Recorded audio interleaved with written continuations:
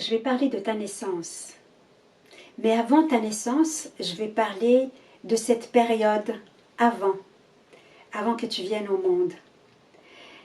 Cette période dans laquelle tu étais dans le ventre de ta mère. Et oui, tu étais dans un espace clos et ce ventre, c'était le tien en fait. Ta mère, c'est toi-même. Et tu as évolué dans cet espace clos. Tu étais nourri, protégé. Et ici, tu as pris tes aises, tu as pris de l'ampleur en fait à l'intérieur du ventre. Tu étais habitué à ce lieu sombre, mais petit à petit en fait, quand ta mère bougeait, tu as cru que c'était toi qui bougeais. Quand ta mère mangeait, tu croyais que c'était toi qui mangeais. Quand ta mère allait au travail, tu croyais que c'était toi qui allais au travail. Quand ta mère était en stress, était fatiguée, énervée, c'était toi qui étais stressé, énervé, fatigué. C'est-à-dire que tout ce que ta mère vivait, toi plongé dans son ventre, tu vivais tout. Donc tu étais convaincu en fait que c'était toi qui faisais tout ça. Et tu étais traversé, c'est ce que vivait ta mère en fait, par plein d'émotions, du drame jusqu'à la comédie, le rire, du blâme, de la culpabilité, de l'envie, des désirs inavoués, des secrets. Voilà, et tout ça, c'était toi. Tout ce que vivait ta mère, ça devenait toi, c'était toi en fait. Et tu t'es pétri de ça, tu as été façonné là-dedans, tu vois. Et parfois tu pouvais être heureux et puis parfois tu pouvais être malheureux. Donc tu étais tout le temps soumis aux conditions externes, ce que vivait ta mère en fait. Tu l'as pris pour toi, tu l'as endossé, tu te l'es approprié en pensant que c'était ta vie, c'était à toi. Et qu'il y avait aussi un problème de survie, de sécurité. D'ailleurs, tu pouvais le voir par moments où tu ne mangeais pas à ta faim et ça t'a fait peur, ou des moments où tu t'es figé, tellement la peur était forte. Donc tu as grandi dans un univers de peur. Il y avait de l'amour, mais c'était quand même la peur qui prédominait. Et puis dans ce lieu clos, tu as vraiment grossi. Tu as tellement grossi que tu as occupé tout l'espace. Puis à un moment donné, tu ne pouvais plus bouger. Tu t'es senti étouffé.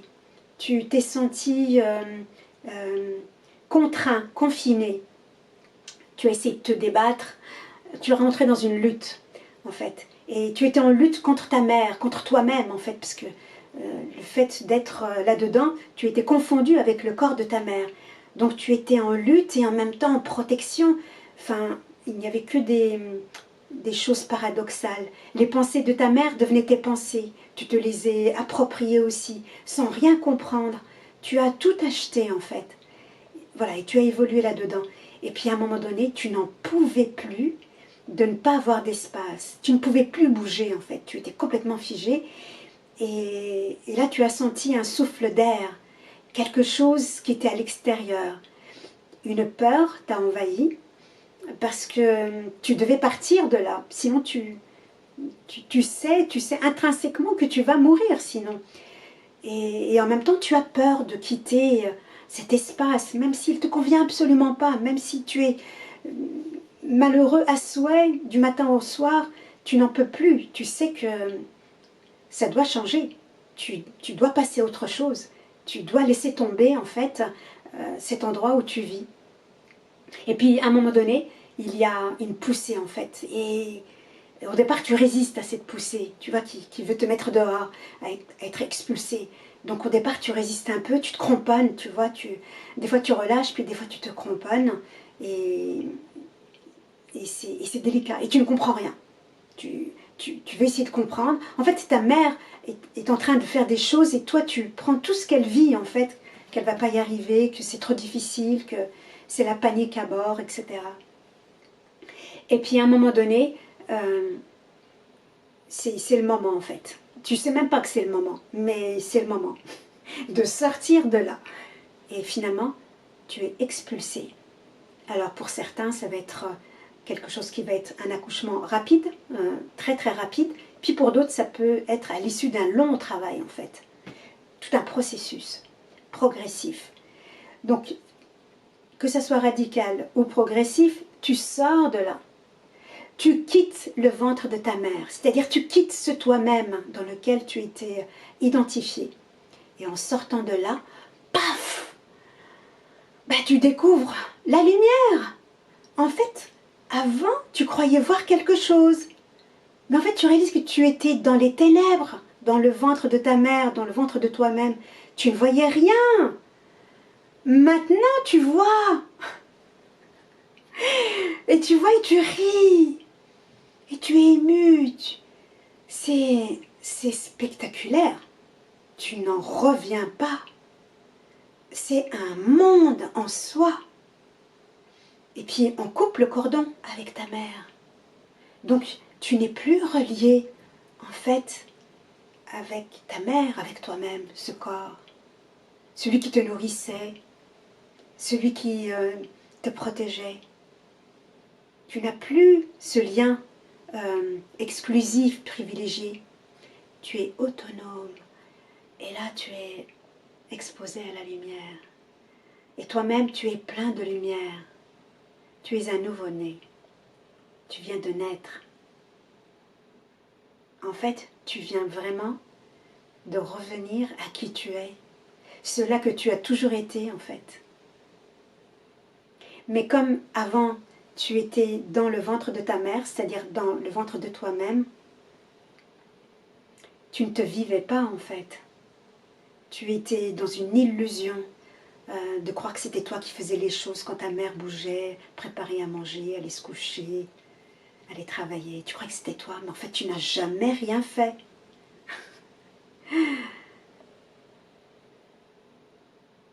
Tu étais l'amour de sa vie. Et quand tu découvres qui tu es, ben, tu es libre. Tu as toujours été libre, en fait. Tu es la lumière, en fait. Quand on dit qu'on voit la lumière, mais en fait, c'est nous.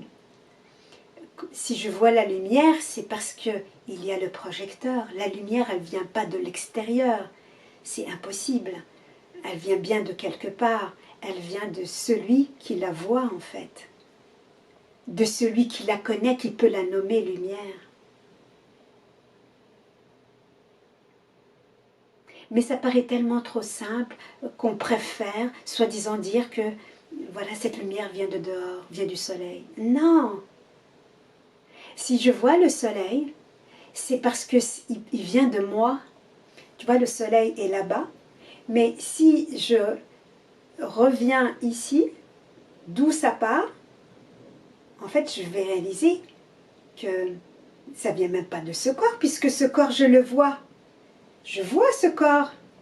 Donc, c'est comme si je voyais le soleil. Mais il y a une confusion quand on arrive vers les yeux. On a l'impression que ce sont les yeux qui voient. Non! C'est derrière les yeux. Et ce corps est vu. Ce corps de lumière, comme le soleil, comme une maison, comme un chat. C'est nous, ça. C'est tout. Mais tant qu'on veut rester ce petit bébé à l'intérieur de nous-mêmes, alors on est étouffé. Alors on est pétri de peur. Et on veut sauvegarder tout ça. On veut se maintenir là-dedans. Donc on est dans la survie. La survie de ce corps, la survie de cette histoire, la survie de ce soi-disant nous-mêmes. Alors que c'est un hologramme. Comme tout le reste majestueux de un pur amour. Un hologramme en 3 dimensions. Et qui se reflète en fait sur un espace qui est nous. C'est ça, ce nous-mêmes. Et qui aime tout. Il ne peut pas créer quelque chose qu'il n'aime pas. Tout est aimé, en fait. En fait, cela que nous sommes ne se pose même pas de question qu'il y a de l'amour. C'est du pur amour.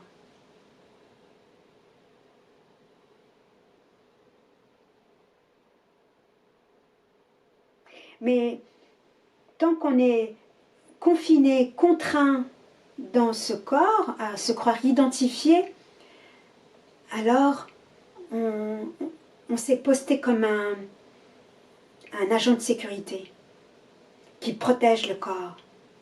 Alors il y a quelqu'un là qui est toujours sur le qui-vive, qui est toujours en train de surveiller, d'observer l'extérieur pour éviter toute attaque, pour éviter tout risque, tout danger, d'être malmené, d'être abattu, d'être frappé. On développe de la méfiance, voire du mépris. On va commencer à détester telle catégorie de personnes pour X raisons qui seront toujours valables pour nous, pour notre système moral. On a un système de valeurs, on a un système moral qui fait que tout ça est très dense et très fort. Surtout, en fait, la préservation de notre dignité. Et cet agent de sécurité, c'est un méga gardien, tu vois, c'est une armure qui est dressée. Mais tout ça, c'est une illusion et qui est très fatigante parce que c'est une énergie qui est produite. Cette énergie, en fait, qui est nous, elle se trouve condensée là, à ces endroits-là. Parce que notre attention, c'est de l'énergie, donc ça va ici. Et du coup, si on croit à ça, alors ça se manifeste.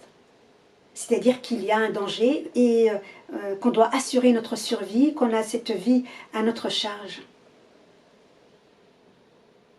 Et tout nous fait croire que c'est ça, parce que tout le monde fonctionne comme ça, donc on croit que c'est vraiment ça, que je suis responsable, que je dois assumer ma vie. Et donc forcément il y a des loupés, forcément il y a des ratés, il y a des choses que j'arrive plus ou moins bien, ou alors je vais tricher, je vais mentir, je vais manipuler les gens, les objets, pour m'en sortir. Il y a toujours cette histoire de vouloir me sauver. Donc je suis tout le temps dans des stratégies qui sont usantes en fait. Et qui font que je ne suis jamais tranquille. Sauf la nuit, quand je vais me coucher. Heureusement qu'il y a la nuit. Parce que les gens deviendraient fous sinon. Donc toutes ces stratégies font que je me maintiens dans l'identité d'un petit moi. Dans ce bébé qui est dans le ventre de sa mère. On le maintient en fait. Et la peur de ne pas rencontrer ses peurs, bah c'est... Mais quel drame! Alors qu'en réalité, en fait, la peur, c'est uniquement la peur de ce que l'on ne connaît pas de nous-mêmes, qu'on a oublié. C'est la peur de perdre quelque chose. Quand on n'a rien, on n'a aucune peur.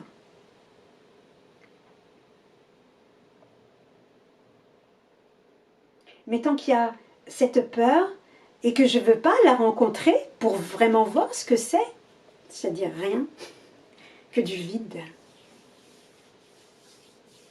Ce sont que du bluff, le bluff du mental. Il bluffe, il joue au poker avec toi. Et toi, tu le crois. Tu es tout le temps en train de croire ce que raconte le mental. À commencer par « je suis ce corps ». À commencer par « j'ai une durée de vie ». À commencer par « j'ai des problèmes en ce moment ».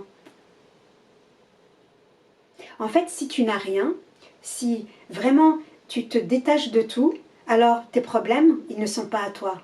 Tes ennuis ne t'appartiennent pas. Laisse-les. La vie se charge de tout. Depuis le début, elle se charge de toi, en fait. Tu n'as jamais rien fait. Ce qui est très, très fatigant, c'est de croire qu'on fait les choses. Et du coup, énergétiquement, ça se condense. On a vraiment l'impression que ça se fait. Et c'est ça aussi, le côté incroyable de Dieu. C'est vraiment de nous faire croire, comme dans les jeux vidéo, quand on manipule les choses, on a vraiment l'impression que les choses sont soulevées, que les choses sont tenues. Par exemple, quand on fait du sport intensif, je ne sais pas si c'est déjà arrivé, mais il arrive qu'on peut faire un sport de manière très intense et à un moment donné, on ne sent plus rien. Mais c'est parce qu'en fait, on a dépassé ce stade fatidique, énergétique, qu'en fait, on ne porte rien, on est porté. Qu'on ne touche rien, en fait, nous sommes intouchables. Et même si le mental, on est habitué à croire que tout est fait par nous, que c'est moi qui me mets dans le lit, c'est moi qui m'endors, c'est moi qui me réveille, c'est moi qui prends mon petit déjeuner, alors qu'en fait, ce que nous sommes n'a jamais rien mangé. Et tout ça est pur mystère. Je ne sais pas ce que c'est vraiment le thé. Je sais ce que c'est, mais en même temps, je ne sais pas ce que c'est. Je ne sais pas ce que c'est le café, et en même temps, je reconnais le goût du café. Tout ça, c'est une inventivité, mais phénoménale. Je sais ce que ça veut dire manger, mais en fait, moi, je ne mange rien. Et en même temps, je sais ce que c'est. Waouh! Je bois de l'eau, mais en fait, moi, il n'y a pas de soif en moi. Mais je connais le goût de la soif et je connais le goût de quand il y a ce goût délicat de l'eau qui me désaltère. Je vais prendre ma douche. C'est délicieux de prendre une douche. Alors que moi, j'ai pas de corps, je prends pas de douche, l'eau peut pas me toucher. Parce qu'en vérité, elle n'existe pas pour moi. Il n'y a rien qui existe. Par contre, dès que je me mets dans une certaine sensibilité, à un certain niveau, ben, je fais l'expérience de l'eau froide, de l'eau chaude par exemple. C'est fantastique. Je détestais avant prendre des douches froides. Et en fait, ça fait quelques années maintenant, je ne prends que des douches froides. Mais je sens quand même le frisson du froid, alors que je n'ai pas de corps. Et que soi-disant, il y aurait une préférence pour le chaud. Mais je pense que c'est aussi énergétique parce que ce corps, comme il a une certaine température, voilà, c'est pareil que le corps soit chaud. Il y a une majesté là-dedans, il y a un miracle là-dedans en fait. En toute chose, il y a un miracle. Le miracle, en fait, c'est ça. C'est tout ça, le miracle. Mais comme on est tellement habitué, en fait, à voir les choses, qu'on ne prête plus attention. En fait, le miracle a été écrasé. Le miracle veut dire, textuellement, c'est voir, c'est la vision, la nouvelle vision. C'est pas voir à partir du mental, qui lui, en fait, traduit, interprète. En fait, le mental, il ne fait que des interprétations, et il donne des définitions. Mais en fait, les mots sont utiles pour qu'on puisse parler. Mais les mots ne disent pas ce que sont les choses. C'est juste une indication. Ça donne un indice, mais ce n'est pas la totalité. Un être humain, c'est quelque chose de beaucoup plus grand que son nom, ou que le fait qu'il soit un être humain. C'est un mystère. En fait, à chaque fois que je suis face à un être humain, c'est un mystère, c'est un amour. Et peu importe qui c'est, quelqu'un que, soi-disant, j'aime bien ou que j'aime moins, ça reste un mystère.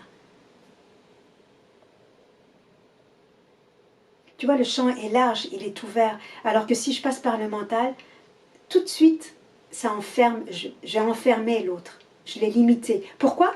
Comme ça, je peux le contrôler. Je peux en faire quelque chose.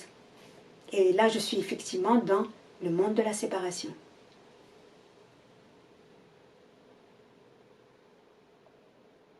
Je suis devenue quelqu'un. Dès qu'il y a la séparation, ça veut dire que je suis devenue quelqu'un. Je suis de nouveau dans le ventre de ma mère. Je suis toujours pas née, en fait.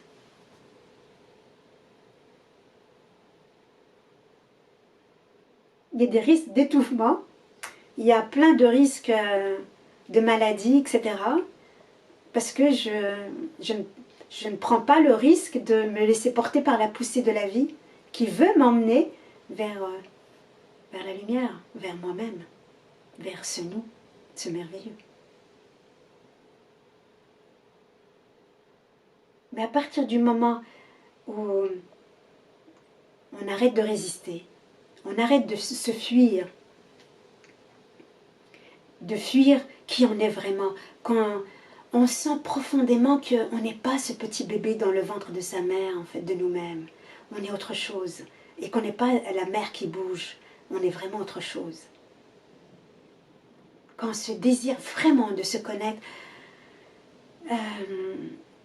t'assaille, tu vois, t'en as ras-le-bol de ne pas être toi-même, t'en as ras-le-bol de mentir, t'en as ras-le-bol de jouer au con, t'en as ras-le-bol de pas te connaître. Tu voudrais te voir vraiment. Tu vois que ça te touche de te manquer à ce point, ça te touche de te trahir à ce point, ça te touche de porter ce masque en permanence sur toi, que tu veux l'arracher. Et arrêter de te fuir, parce qu'en fait quand tu crois fuir des situations ou des moments de panique ou de détresse ou de malheur, en fait ce que tu es en train de fuir c'est toi-même.